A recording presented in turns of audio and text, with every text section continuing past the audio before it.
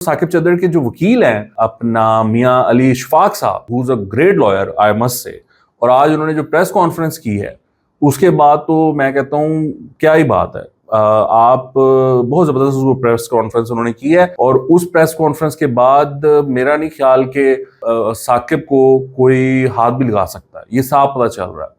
उन्होंने ये कहा है कि ये जो शादी है ये इस वजह से नहीं हुई क्योंकि साकिब चद्दर को ये पता चल गया कि मोमिना इकबाल का पहले निकाह हुआ है, यानी पहले शादी हुई है, और ये बात छुपाई गई साकिब से, और जब साकिब को पता चला तो साकिब ने शादी करने से इनकार कर दिया।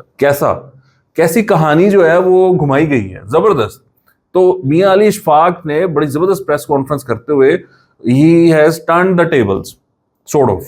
अब इसमें जो उनकी तरफ से ये भी बात आई है कि करोड़ों रुपया दिया गया है मोमिना इकबाल को। मियां अली इशफाक ने कहा कि मेरे क्लाइंट ने करोड़ों रुपया इनको दिया है, और अपेरेंटली वो कह रहे हैं कि जी अगर वो 3 साल पहले इनकार हो गया था तो फिर ये करोड़ों रुपया क्यों जाता रहा।